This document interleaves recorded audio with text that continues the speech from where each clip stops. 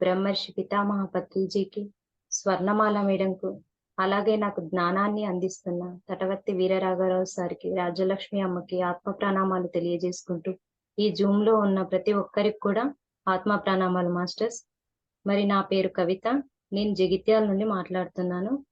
మరి నేను ఈ ధ్యాన మార్గంలోకి వచ్చి 2.5 సంవత్సరాలు అవుతుంది మాస్టర్స్. మరి మా నాన్నగారు చిన్నప్పటి నుండే శాకాహారిగా ఉన్నారు. మరి ఆయన వెంకటేశ్వర స్వామి భక్తుడు. ప్రతిరోజు ఉదయాన్నే 3 గంటలకు లేచి, నిద్రలేచి, పూజారాధన కంప్లీట్ అయినాక జై శ్రీమన్ నారాయణ అనే నామజపాన్ని స్మరించుకుంటూ ఉండేవారు. మరి అది ధ్యానమని మాకు తెలీదు. అలా 10-14 సంవత్సరాల నుండి చేస్తూనే ఉన్నారు. మరి అలాగే అలా కూర్చున్న సమయంలో చాలా ధ్యానానుభవాలను పొందారు. మరి అవన్నీ మాకు వివరించేవారు. కానీ అవి ధ్యాన అనుభవాలని మాత్రం మాకు తెలీదు మాస్టర్స్. ఎప్పుడైతే నేను ధ్యానంలోకి వచ్చానో, నాన్న చేసేది చాలా గొప్ప పని అని, ధ్యాన అనుభవాలను పొందుతున్నారని అర్థం చేసుకున్నాము. మరి నాన్న ధ్యానంలో కూర్చున్నప్పుడు నన్నెవరో ఎక్కడికి తీసుకెళ్ళిపోయారని చెప్పేవాళ్ళు. మధ్యలో ఏంటంటే ఏదో దయ్యాలని కూడా భయపడ్డారు. కానీ అది హాస్టల్ ట్రావెల్ అని తర్వాత అర్థం చేసుకున్నాము. మరి అలాగే చీకటిలో కూర్చుండి కూడా ప్రకాశవంతమైన వెలుతురుని చూడగలుగుతున్నాను. మరి మీరందరూ చూడలేనిది నేనే ఎందుకు చూస్తున్నాను? మరి నాకెందుకు దేవుళ్ళు కనిపిస్తున్నారు? అని ప్రతిసారి అడిగేవారు.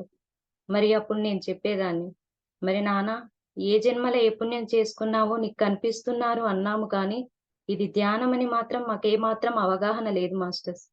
20 సంవత్సరాల నుంచి నాన్న ఇంట్లోనే ఉన్నారు, ధ్యానం చేస్తున్నారు. కానీ దాని గురించి ఎలాంటి అవగాహన లేదు. మరి నేను ధ్యాన మార్గంలోకి రాకంటే ముందుగా 2 సంవత్సరాల ముందు నుంచి నా ఇన్నర్ నుంచి ఒక వాయిస్ వస్తుంది. ఏంటంటే, ధ్యానం అన్ని సమస్యలకు పరిష్కారం. మరి ఇది ఎలా చేయాలి? ఏంటి? అనేది నాకు అర్థం కాకపోయేది. అది నా అంతరాత్మ చెప్తుందని కూడా నాకు తెలీదు. కానీ పదే పదే అనిపించేది. అన్ని సమస్యలకు పరిష్కారం ధ్యానం అని. కానీ ఏ విధంగా చేయాలో మరి మార్గమైతే నాకు తెలియలేదు.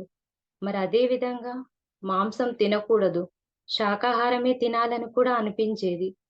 మరి ఈ విధంగా ఉంటూ 2 సంవత్సరాలు కాలం గడిపాను మాస్టర్స్. మరి 2 సంవత్సరాల తర్వాత నేను గట్టిగా నిర్ణయించుకున్నాను. మాంసం మానేయాలి, శాకాహారిగా ఉండాలని. 2021 డిసెంబర్ 31 నేను స్ట్రాంగ్‌గా నిర్ణయించుకున్నాను. నేను రేపటి నుండి మాంసాహారం మానేస్తున్నాను, శాకాహారిగా ఉంటానని మా సార్‌కు చెప్పాను. సరే నీ ఇష్టం అని చెప్పారు. మరి నేనెప్పుడైతే శాకాహారిగా మారానో 2 నెలల్లో పీఎంసీ ఛానల్ ద్వారా నాకీ ధ్యాన మార్గం దొరికిందండి. మరి ఎప్పుడైతే ఈ ధ్యాన మార్గంలోకి వచ్చానో, మరి మా సార్ కూడా నేను ధ్యానం చేస్తాను, నేను కూడా శాకాహారమే తింటాను అన్నారు.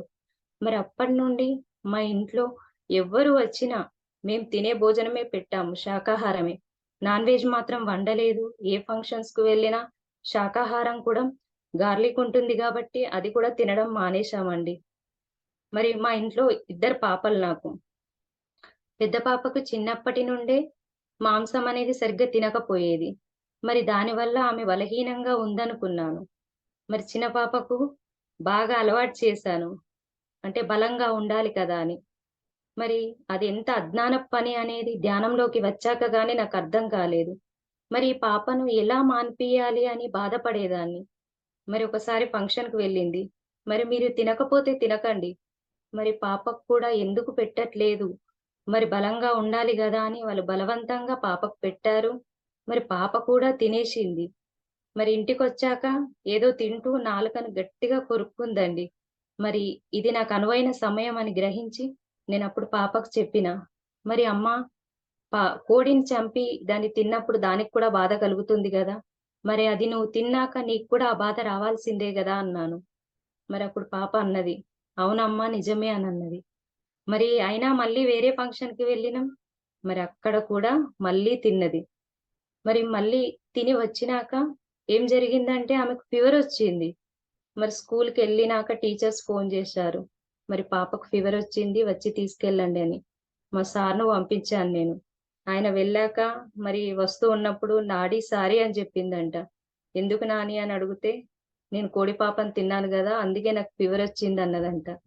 మరి అప్పటి నుండి ఇప్పటి వరకు ఆమె శాకాహారిగానే ఉంది. ఎగ్గుతో సహా వదిలేసిందండి. మరి ఎవరికైనా ఎక్కడైనా మాంసం తింటుంటే అది తినొద్దు, శాకాహారమే తినాలని ప్రతి చోట చెప్తూ ఉంది. మరి నేను ఈ ధ్యాన మార్గంలోకి వచ్చాక మొట్టమొదటిగా బాలాజీ పిరమిడ్‌లో ధ్యానం చేస్తున్నాను. మరి పిరమిడ్ అంటే ఎక్కడుందో కూడా నాకు తెలీదు. మా సార్‌ని అడిగితే అక్కడికి తీసుకెళ్లారు. మరి మొట్టమొదటిసారిగా నాకచ్చిన అనుభవం అండి. ఏంటంటే నేను ధ్యానంలో కూర్చున్నాను. మరి అందమైన 2 పూల చెట్లు కనిపిస్తున్నాయి. అవి గులాబీ మొక్కలు. మరి ఆ గులాబీ పూలను చూస్తూ, వాటి అందాన్ని చూస్తూ ఎంత అందంగా ఉన్నాయని నేను ఆనందిస్తున్నాను. మరప్పుడు మళ్ళీ నా వాయిసే వినిపిస్తుంది లోపల నుండి. ఇది ఆనందం కాదు. నీ 2 సొరంగ మార్గాల ద్వారా ప్రయాణిస్తే అసలైన బ్రహ్మానందం అక్కడ దొరుకుతుంది అని వినిపించిందండి. మరి అప్పుడే ధ్యాన మార్గంలోకి వచ్చాను కాబట్టి, నాకు దీని అంతరార్థం అర్థం కాలేదు. మరి ధ్యాన సాధన పెంచే కొద్దీ అప్పుడప్పుడు అర్థం చేసుకున్నాను. ఏమిటంటే, మరి ఒక పువ్వు అనేది కొద్దిసేపు ఉంటుంది, సంతోషాన్నిస్తుంది. తర్వాత వాడిపోతుంది. ఆ తర్వాత మనకు బాధే కదండీ! ఏదైనా ఇవన్నీ సృష్టిలో ఉన్న ప్రతి ఒక్కటి తాత్కాలికమైనవి. మరి శాశ్వతమైన ఆనందాన్ని ఇచ్చేదేదంటే, శ్వాస మీద ధ్యాస ధ్యానం చేసినప్పుడు మాత్రమే, ఆత్మతో ఉన్నప్పుడు మాత్రమే ఆనందాన్ని మనం పొందగలుగుతాం. శాశ్వతమైన ఆనందాన్ని పొందగలుగుతామని ఆ తర్వాత ఆ మెసేజ్‌కి అర్థం చేసుకున్నాను నేను. మరి నా జీవితంలో అన్నీ సక్రమంగా ఉన్నాయి. మా వారు, పిల్లలు, అత్తమ్మ, మామయ్య, అమ్మ, నాన్న అంతా బాగా ఉండేవారిమి. కానీ ఒక చిన్న లోటు ఏంటంటే ఫైనాన్షియల్‌గా సెటిల్ అవ్వలేకపోయాము. మరి ఏంటి? ఏం జరుగుతుంది? ఎన్ని సార్లు మా సార్ ఫారెన్ వెళ్ళడము, రావడం జరుగుతూనే ఉంది. మరి ఫైనాన్షియల్‌గా నష్టపోతూనే ఉన్నాము. మరి పత్రి గారు చెప్పారు, "ఎవరి వాస్తవానికి వారే సృష్టికర్తలు" అని. మరి నా జీవితంలో జరుగుతున్న ఈ హ్మ్, ఫైనాన్షియల్ నష్టానికి మరి కారణం ఏంటి? అని ఒకసారి ధ్యానంలో కూర్చున్నానండి. మరి అప్పుడు ఒక వ్యక్తి వీసాలు ఇప్పిస్తూ కనిపించాడు. మరి ఆ వ్యక్తి దగ్గర ముగ్గురు ఆడవాళ్ళు ఉన్నారు. మేము ఆల్రెడీ సగం పేమెంట్ చేసేసాం గదా! మా వీసాలు మాకిప్పించండి అని అడుగుతున్నారు. మరి ఈ వ్యక్తి ఏమన్నాడంటే, పూర్తిగా మీరు అమౌంట్ ఇచ్చేసేయండి. మీ పని అయిపోయింది అని చెప్పారు. అప్పుడు ఆ ముగ్గురు అమ్మాయిలు డబ్బుల కట్టలివ్వడం, ఆ వ్యక్తి బ్రీట్ కేస్‌లో పెట్టుకొని పారిపోవడం జరిగింది. మరి అప్పుడు నాకు వెంటనే అర్థమైందండి. అంటే గత జన్మలో నేను వాళ్ళ దగ్గర మనీ తీసుకొని ఫైనాన్షియల్‌గా వాళ్ళని నష్టపరిచాను.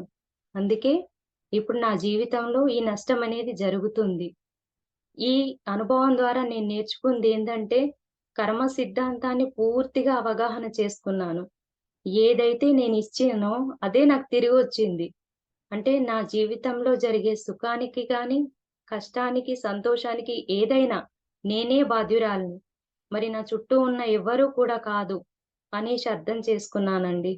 మరి అప్పటి నుండి నా జీవితంలో ఏది జరిగినా మా ఫ్యామిలీలో మేమందరం కూడా యాక్సెప్ట్ చేయడం అనేది అలవాటుగా చేసుకున్నాము.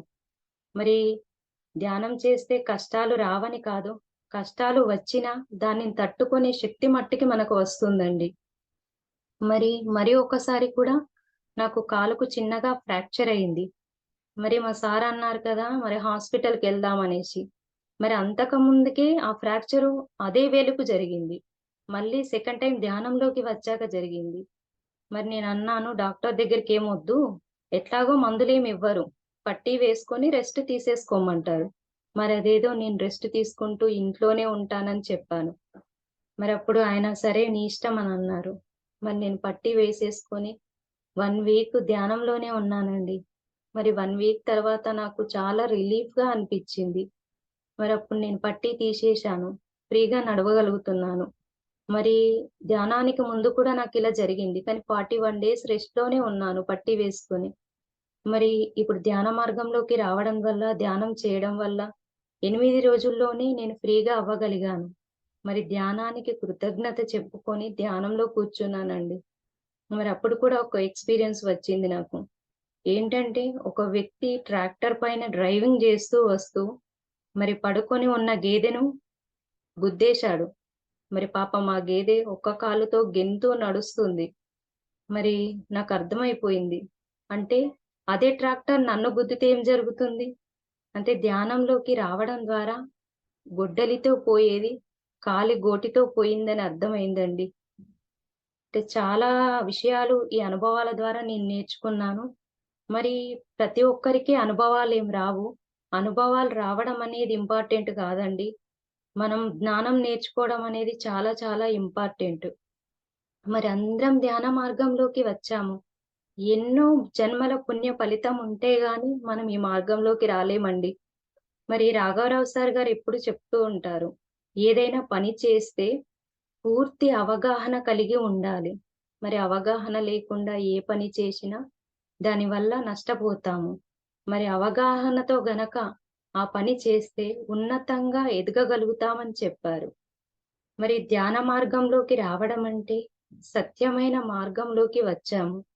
మరి సత్య మార్గం అంటే చాలా గొప్ప మార్గమండి. మరి సత్యం అంటే ఏమిటో తెలిస్తే సత్యం యొక్క గొప్పతనం అనేది అర్థమవుతుంది. మరి సత్యం అంటే నిత్యమైనదే సత్యం. మరి నిత్యమైనదంటే శాశ్వతమైనది. శాశ్వతమైనది అంటే మార్పు చెందనిది. ఎల్లప్పుడూ ఉండేది. మరి కాలాలు మారినా, యుగాలు మారినా మార్పు చెందనిదే సత్యమండి. మరి అలాంటిది ఏదైనా ఈ సృష్టిలో ఉందా అనంటే ఒక్కటే ఒకటి ఉందండి. మరి ఆలోచించండి. కాలాలు మారినా, యుగాలు మారినా మార్పు చెందకుండా ఉండేది ఏముంటుంది? ఇల్లు మారుతుంది, మనుషులము మారిపోతాము. అన్నీ మార్పు చెందేవే. మరి ఒకటే ఒకటి అదే భగవంతుడు. అంటే భగవంతుడే ఆత్మ, సత్యం. మరి భగవంతుడు సత్యమని తెలుసుకున్నాము. మరి మనం ఇప్పటివరకు ఏమనుకుంటున్నాము? అంటే భగవంతుడు ఎవరు అనుకుంటున్నామంటే విగ్రహమే భగవంతుడని అనుకుంటున్నాము. మరి ఫోటో భగవంతుడని అనుకుంటున్నాము. మరి ఒక సద్గురువు వచ్చి సత్యమే భగవంతుడని చెప్పే వరకు మనకు తెలియలేదు. మరి పత్రి గారు చెప్తారు, విగ్రహారాధన వద్దు, సత్యారాధన చెయ్యాలి అని. మరి ఆయన ఆరాధన వద్దు అని చెప్పలేదు. విగ్రహారాధన వద్దు అన్నాడు. విగ్రహం అనేది అసత్యం అండి. ఎందుకు అంటే భగవంతుడి లక్షణం ఏమిటండి? మార్పు చెందకుండా ఉండడం. యుగాలు మారినా, కాలాలు మారినా మార్పు చెందనిదే భగవంతుడు. మరి విగ్రహం అనేది ఒక రాయిని శిల్పకారుడు అవసరం లేని చెక్కులు తీసివేసినప్పుడు అది శిల్పంగా తయారవుతుంది. మరి అందమైన శిల్పంగా మారుతుంది. దానికి ప్రాణప్రతిష్ఠ పోసి మనము విగ్రహంని భగవంతుడని పూజిస్తూ ఉంటాము. మరి మార్పు చెందేది భగవంతుడి లక్షణం అవుతుందా అండి? కాదు కదా! అందుకే చెప్పారు గురువుగారు. విగ్రహారాధన కాదు, సత్యారాధన చెయ్యాలని. సత్యం అంటే భగవంతుడు. నిజమైన భగవంతుణ్ణి ఆరాధించమన్నారు. మరి గొప్ప గొప్ప వారు చాలా మంది చెప్పారు. సద్గురువులు చెప్పిన మాటలు మనం ఆలోచించాలండి. అవి ఆలోచించి పాటించినప్పుడు మనం ఉన్నతంగా ఎదగగలుగుతాము. ఎవరు ఏది చెప్పినా జాగ్రత్తగా ఆలోచించాలి. మరి తెలుసుకోవాలి ఎంతవరకు సత్యం అనే విషయాన్ని. మరి వేమన గారు కూడా చెప్పారు. శిలలను చూసి శివుడని భావింతురు. శిలలు శిలలే కాని శివుడు కాదు. తనలోని శివుడుని తానేలా ఎరుగడు విశ్వదాభిరామ వినురవేమ అన్నాడు. అంటే విగ్రహాలను చూసే భగవంతుడు అని పూజిస్తున్నాము. మరి తనలోనే ఉన్నాడు శివుడు అని చెప్పాడు వేమన. మరి చాలా బాగా అర్థంగా అవుతుంది మనకి ఈ శ్లోకం వింటే. మరి అందరూ గొప్పవారే కదండీ! వీళ్ళందరూ చెప్పిన వాళ్ళు. మనం ఆలోచించాలి కదా! మరి కబీర్ దాస్ కూడా చెప్పారు. ఏంటంటే, ఒక రాయిని పూజిస్తేనే భగవంతుడు లభించేటట్లు అయితే, నేను అతిపెద్ద రాయి అయిన పర్వతాన్ని పూజిస్తాను అన్నాడు. దానికి బదులు తిరగలిని పూజిస్తే కనీసం రొట్టెల పిండి అయినా లభిస్తుంది అన్నాడు. మరి దీని అర్థం ఏంటండి? రాయిని పూజిస్తే రొట్టెల పిండి అయినా దొరకదు అని. మరి చూడండి, ఆలోచించండి.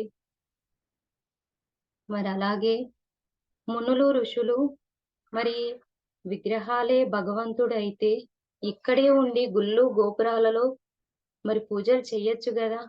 మరి వాళ్ళందరూ ఎందుకు ధ్యానం చేస్తున్నారు? మరి వాళ్ళందరూ గొప్పవాళ్ళని మనం అంటున్నాం కదా! మరి గొప్పవాళ్ళైతే పూజలు చేయాలి గదా! ధ్యానం ఎందుకు చేస్తున్నారు? అంటే అర్థం ఏమిటండి? ధ్యానం అనేది చాలా గొప్పది. భగవంతుణ్ణి చేరుకునే మార్గమే ధ్యానం. మరి మనం సత్యమే భగవంతుడని తెలుసుకున్నాం. విగ్రహం భగవంతుడు కాదు అని అంటున్నాం. మరి అసలైన భగవంతుడు ఎవరు? మరి ఎక్కడ ఉంటాడు? అది కూడా తెలుసుకోవాలి గదా!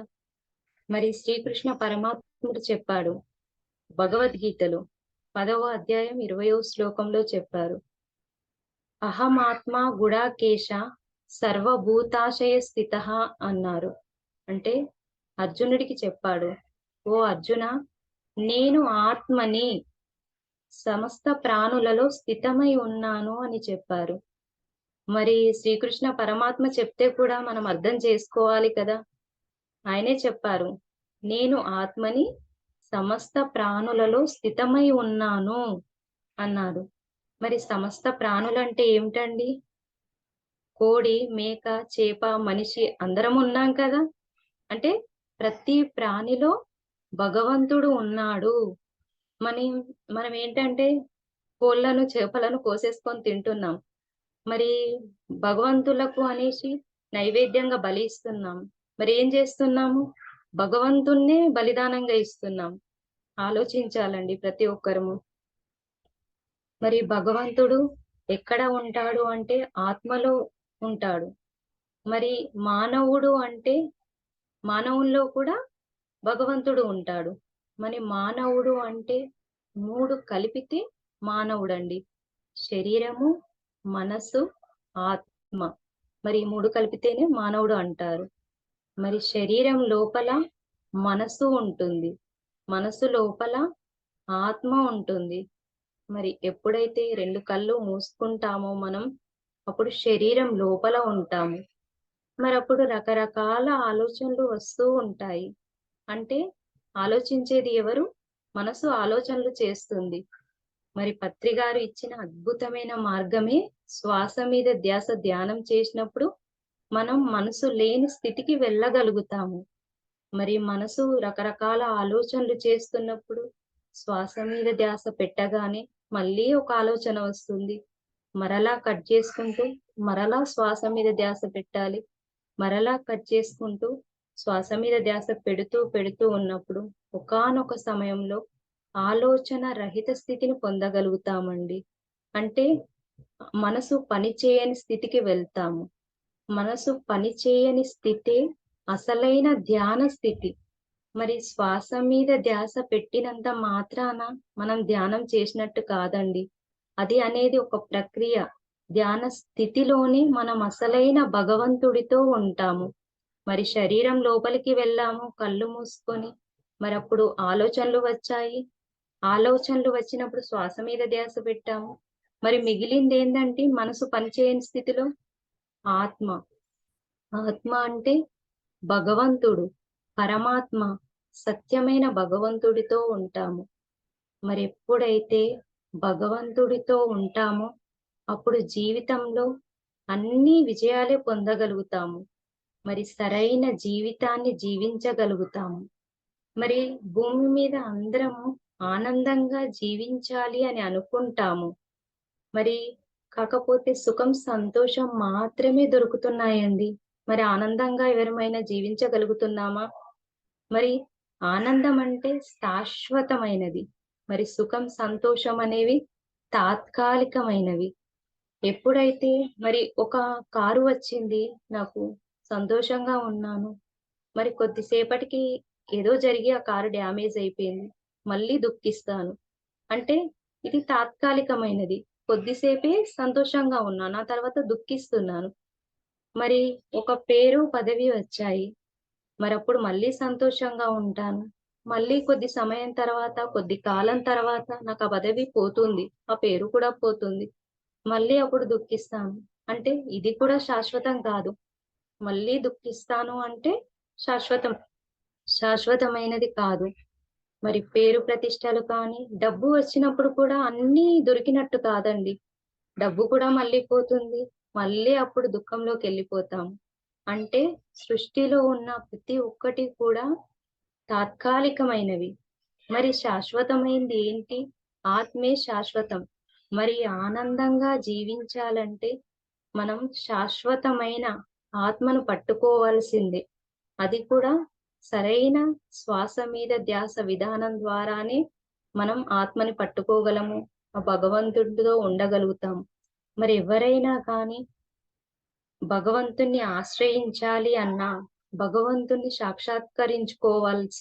సాక్షాత్కరించుకోవాలి అని అనుకున్నా, చేయవలసింది ఒక్కటే ఒకటండి. శ్వాస మీద ధ్యాస ధ్యానం మాత్రమే మనను భగవంతుడి వరకు చేరుస్తుంది. మరి విగ్రహారాధన కూడా మనను చేర్చలేదు భగవంతుడి దగ్గర. పైగా మనం నష్టపోతాము. సరైన జీవితాన్ని కూడా జీవించలేము. మన సమయం వృధా అవుతుంది. మరి ఉత్తర గీతలో శ్రీకృష్ణుడు చెప్పాడు. ఏమిటంటే, ఈ పూజ కోటి సమం స్తోత్రం, స్తోత్ర కోటి సమం జపం, జప కోటి సమం ధ్యానం అనేసి. మరి కోటి పూజల కంటే కోటి పూజలు ఒక స్తోత్రానికి సమానం అన్నారు. మరి అలాంటి కోటి స్తోత్రాలు ఒక జపానికి సమానం. మరి కోటి జపాలు ఒక ధ్యానానికి సమానం. మరి చూడండి, పూజ తొలి మెట్టు అయితే ధ్యానం అనేది తుది మెట్టు. మరి మనం ఇంత అద్భుతమైన ధ్యాన మార్గంలోకి వచ్చి కూడా ఇంకా పూజలు చేస్తున్నామంటే పూజలు తప్పని కాదు. అది ఆత్మ ఉన్నత స్థితిలో మొదటి దశలో ఉన్న వారికి అవసరం. కానీ మనం ఉన్నత స్థితికి వచ్చి ధ్యాన మార్గంలోకి వచ్చి మళ్ళీ పూజ చేస్తున్నామంటే, మరి ఒక చిన్న పిల్లాడు ఉన్నాడు. వాకర్‌తో నడుస్తాడు. అడుగులు వేయడం రానప్పుడు.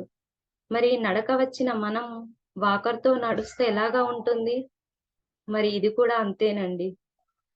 ఇంత అద్భుతమైన ధ్యాన మార్గంలోకి వచ్చి మళ్ళీ పూజ చేస్తుంటే మనం వాకర్‌తో అడుగులు వేసినట్టుగానే ఉంటుంది. మరి పత్తి గారు ఒక చిన్న కథ చెప్తారు. ఒక జ్ఞాని ఎలా ఉండాలి? సమస్థితిలో ఉండాలి. మరి ఏం జరిగినా అంగీకరించాలి. ఆ కథ మీకు చెప్తానండి. మరి ఒక రాజ్యంలో ఒక ఊరు ఉంటుంది. ఆ ఊరిలో ప్రతి ఒక్కరి దగ్గర ఒక గుర్రం ఉంటుందండి. మరి ఒక వ్యక్తి యొక్క గుర్రం అడవిలోకి పారిపోతుంది. మరప్పుడు ఊరిలోని జనాలందరూ వస్తారు ఆ వ్యక్తి దగ్గరికి. మరి అయ్యో! నీ గుర్రం పారిపోయింది. నువ్వెంత దురదృష్టవంతుడివి అని ఆయననంటారు. కానీ ఆయన చెప్తాడు, నేను అదృష్టవంతుడినో, మరి దురదృష్టవంతుడినో నాకు తెలీదు. కానీ నా గుర్రం మాత్రం పారిపోయింది. అది వాస్తవం అని చెప్తాడు. మళ్ళీ పారిపోయిన గుర్రము 10 గుర్రాలతో తిరిగి వస్తుంది. మరి అప్పుడు ఊర్లో జనాలందరూ వచ్చేసి, అయ్యో! నువ్వెంత అదృష్టవంతుడివి. ఒక గుర్రం పోయిందనుకున్నాం. కానీ 10 గుర్రాలను తీసుకొచ్చింది. నువ్వు చాలా అదృష్టవంతుడివయ్యా అంటారు. మరి నాకు అదృష్టమో, దురదృష్టమో నాకు తెలీదు. నా గుర్రం పారిపోయిన మాట వాస్తవమే.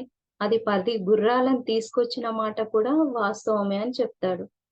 మరి మళ్ళా ఈ వ్యక్తి యొక్క కొడుకు గుర్రం మీద స్వారీ చేస్తూ కింద పడిపోతాడు. కాలు విరుగుతుంది.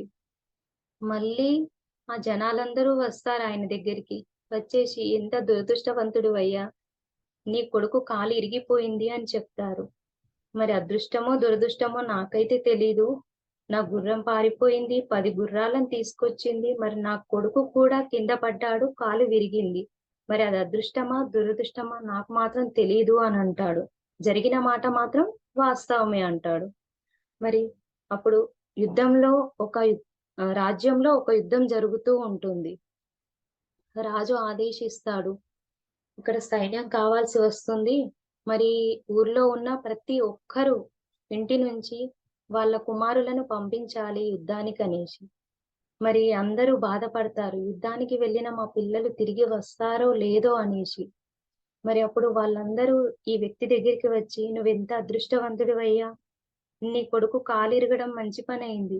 యుద్ధానికి నువ్వు పంపట్లేదు" అంటారు. దీన్ని బట్టి మనం అర్థం చేసుకోవాలండి. ఏమి జరిగినా సమస్థితిలో ఉండడం నేర్చుకోవాలి.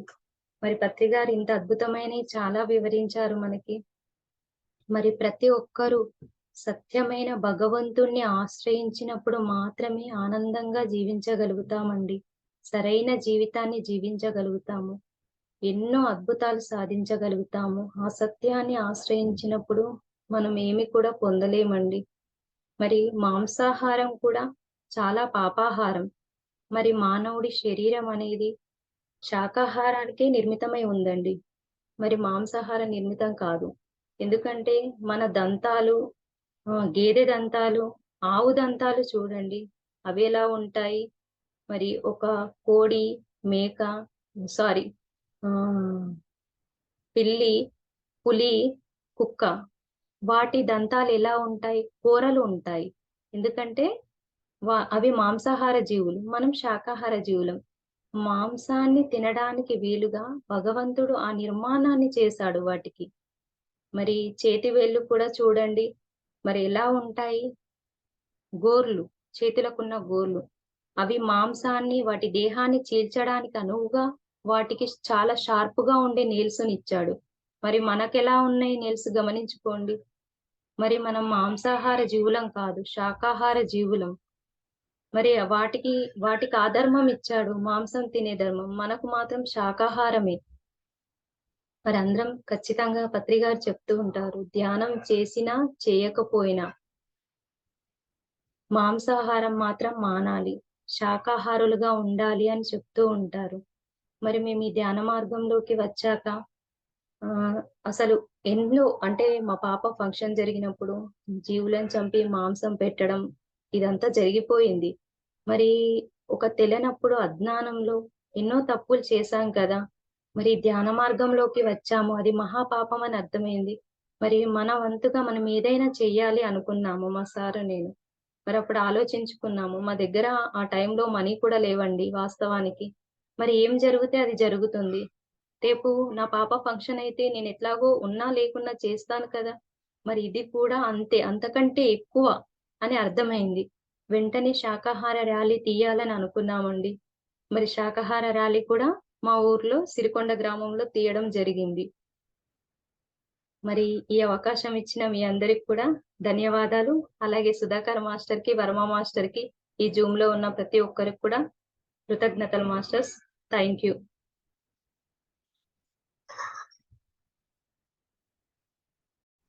నమస్కారం. నమస్కారం. నేను ఇప్పుడు భగవద్గీత శ్లోకం చెప్పబోతున్నాను. గట్టిగా. క్లైబ్యమాస్మాగమః పార్థానైతత్వయుపపద్యతే శుద్ధం తుదే దౌర్బల్యం తక్కోతిష్ట పరంతప తాత్పర్యం పార్థ పిరికితనం వల్ల పిరికితనం అనే నీకెందుకు మంచిది కాదు. తుదే దౌర్బల్యాన్ని విడిచిపెట్టి యుద్ధానికి సమసిద్ధుడికా. ఉప్పు కరుపు రంబు నొక్క పోలిక చూడు చూడ చూడ ఋషులు జాడవేరా. విషదాభిరామ వినురవేమ ఆలు సుతులు మాయ అన్న తమ్ములు మాయ తల్లిదండ్రులు మాయ తాను మాయ తెలియనీరు మాయ తనిల్లు పాడేయ. విషదాభిరామ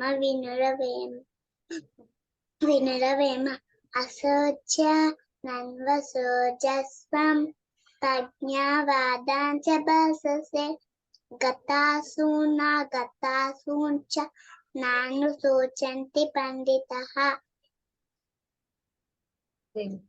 దేనికోసం దుఃఖించకూడదు, దానికోసం దుఃఖిస్తూ పైపచ్చు పెద్దారిందా మాట్లాడతావేమిటి? Thank you. నాని ఫస్ట్ చెప్పేటప్పుడు మన ఏ యూజ్ లేకుండా పోయింది. మరైతే ధ్యానంలోకొచ్చినాం గదా నాన్న! ఈ ధ్యానాన్ని మించిన మార్గం లేదు. మరి హాస్పిటల్స్ అన్ని తిప్పినాం. ఇంక చేసేదేం లేదు. ప్రతిరోజు 10 నిమిషాలు అట్లా చేయమని కూర్చోబెట్టినా. మరి ఒకరోజు హాఫ్ ఎన్ అవర్ అయింది లేస్తలేదు. లేవకుండా తర్వాత ఎంతసేపటి వరకు కూర్చుంటదో అనేసి గమనించిన. 30 మినిట్స్ దాటిపోయింది. మరి కళ్ళు తెరిచినాక చాలా ఏడుస్తుంది. మరి ఎందుకు ఏడుస్తున్నావు నాన్న? మరి ఎవరికన్నా ఏమన్నా జరుగుతుందని కనిపించిందా? అసలేమైంది నాకర్థం గాలేదు. ఆన్సర్ ఇస్తలేదు గానీ ఏడుస్తూనే ఉంది. అయితే ఆమె కడుపు నొప్పికి ప్రాబ్లమ్ అనేది గత జన్మలో ఒక ఫారెస్ట్ లోనంట డాడీ అంత వయసు ఉంది మమ్మీ నాకు ఒక చిన్న పాపను చెట్టుకి ఇట్లా మెడకి ఇట్లా పెట్టేసి కడుపులో పెద్ద చాకుతో పొడిచేసిందంట. మరి ఆ పాప నొప్పితోటి ఇట్లా కడుపును పట్టుకొని ఉందంట. అంటే ఆ నొప్పి ఇప్పుడు ఈమెకు అనుభవిస్తుందని అర్థమైంది. మరి ఇగ మళ్ళీ తర్వాత ధ్యానంలో కూర్చోబెట్టి క్షమాపణ జెప్పించుకోమన్నాను. క్షమాపణ జెప్పించుకుంది. మొత్తం దాదాపు ఒక 90% ప్రాబ్లమ్ సాల్వ్ అయింది సార్. ఇప్పుడు ఆమె స్టమక్ పెయిన్ ఒక 10% అట్లా ఉంది. 90% ప్రాబ్లమ్ అనేది సాల్వ్ అయిపోయింది.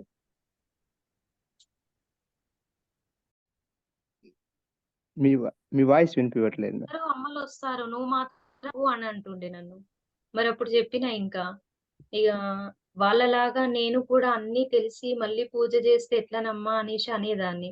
మెల్లిగా మెల్లిగా ఆమె అంటే ధ్యానంలో గూర్చున్నప్పుడు మొదటగా ఆమెకు శ్రీకృష్ణుడు రాధమ్మ కనిపించిండ్లంట. ఈమె ధ్యానం చేస్తూ ఉంటే ఆమెనెత్తుకొని పూల వర్షం కురిపించడం, శివుడు గనిపించిండు. ఇవన్నీ వీళ్ళందరూ గనిపించినాక అప్పుడు ధ్యానం అనేదే భగవంతుడిని చేరుకునే మార్గం అని ఆమెకు కూడా అర్థమైంది. అప్పటినుంచి నన్ను ఇబ్బంది పెట్టట్లేదు.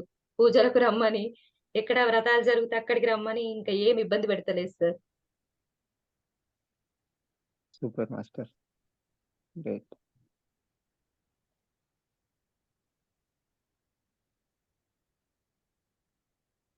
మాస్టర్ ఏదొచ్చినా ఇప్పటికి అంటే కష్టాలు లేవని గాదు. వాటిని తట్టుకునే శక్తి మాత్రం బాగా వచ్చింది మేడం. అంతకుముందు భయపడడము, మరి అసలు చాలా పిరికిదాన్ని నేను. మరి అదంతా పోయింది ఇప్పుడు ధ్యానంలోకొచ్చినాక. Great madam, great. ఒక్కదాన్ని అంతే. ఉండాలంటేనే ఉండకపోయేదాన్ని. ఇప్పుడు ఒక సైన్యం తయారు చేసిర్రు. మీరేం తక్కువనా మేడం? చాలా మంది సైన్యం ఉన్నారు మీ వెనకాల. మంచి ధ్యానం టీం ఒకటి తయారు ఉంది. చేసిర్రు. ధ్యానం ఉంది. అంతే అంతే. ఆ! మన తుంగూరులో కూడా ఇప్పుడు మంచిగా శాకాహార ర్యాలీ కూడా జరుపుకుంటున్నాం కదా. చాలా అవునవును. అద్భుతంగా జరగాలి అది కూడా. వెళ్దాం అవును. మేడం, అందరం హ్మ్. విజయవంతం చేయాలి. మళ్ళీ దీనికి కూడా ప్లాన్ చేస్తున్నారు మేడం. అదేంటి ఆ. మన గురుగారు పత్రిజీకి స్వర్ణమాల మేడంకి నమస్కారం. నేను జేచాన్ నుండి చెప్తున్నాను. పేరు పట్టు పట్ట ఆలు సుతులు గాలిలోన పుట్టి ఉమ్, చెప్పు. గాలిలోన పుట్టి గాలిలోన పెరిగి గాలిలోన మర్మం వెరగలేక ముక్కులోని గాలి ముత్తికి దారేయ విశ్వదాభిరామ వినురవేమ. ఆలు సుతులు మాయ, అన్న తమ్ములు మాయ, తల్లిదండ్రులు మాయ, తాను మాయ, తెలియనీరు మాయ, తనిల్లు పాడేయ విశ్వదాభిరామ వినురవేమ. ఎలకతోలు వాడవా? ఎలుకతోలట. ఎలకతోలు తెచ్చి ఏడాది ఉతికిన నలుపు నలుపే కాని తెలుపు కాదు. చూడ చూడ కొయ్య బొమ్మ కొయ్య బొమ్మ తెచ్చి తెచ్చి కొట్టిన కట్టున పలుకున విశ్వదాభిరామ వినురవేమ. సూపర్ సూపర్ సూపర్, గ్రేట్ చిట్టు తల్లి. థ్యాంక్ యూ మా. Thank you. ఎట్లా చెప్పు. Eshani, very good. చాలా చక్కగా పాడావు. నీకు ఎవరు నేర్పించారు ఇవన్నీ? మమ్మీ. రోజు మెడిటేషన్ చేస్తుంటావా నువ్వు? ఎంతసేపు చేస్తావు? 6 minutes. 6 minutes డైలీ చేస్తావా? వెజిటేరియన్ తింటావా రోజు? శాకాహారం తింటావా? వాటి చికెన్ తింటావా? తిన్నా. ఎందుకు ఎందుకంటే తినవు? అది మాంసాహారం కాబట్టి. ఆహా. తింటే ఏమైతుందిరా? చిన్ని చిన్ని పీకలు పోగొరే పాట కూడా పడుతుంది సార్ ఆమె. చిట్టి చిన్ని మన గురుగారు ఏం పర్లేదు, మళ్ళీ చెప్పుడు అవసరం లేదు. చిట్టి చిన్ని పక్షుల పట్టి చంపారాదయ్యో, మికల పోటల పీకల పట్టి కొయ్యారదయ్యో, దాని పిల్లలకేమైనా ఆపదమా అలా అయిపోతామే. వాటి పిల్లలకు కూడా ఆపదమై వాటికి కూడా ప్రేమ. బయట కూడా ప్రేమ ఉంటుంది. పాట వెరీ గుడ్. మర్చిపోతుంది, భగవద్గీత మీద దృష్టి పెట్టింది, ఇప్పుడు శ్లోకాలు నేర్చుకుంటుంది. Super super. శాకాహారం తినద్దు. తినాలి.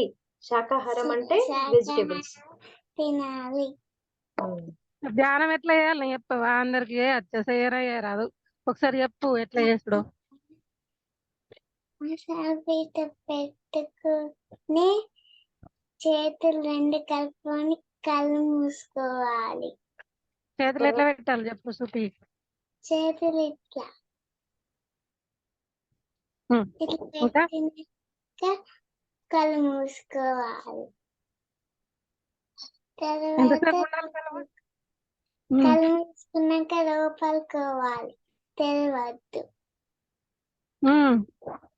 ఏమన్నా దోమ కుడితే గిట్లా ఇట్లా అనుకోవాలి. చేతులు ఇప్పొద్దు, ఇట్లా ఇట్లా అనుకోవాలి.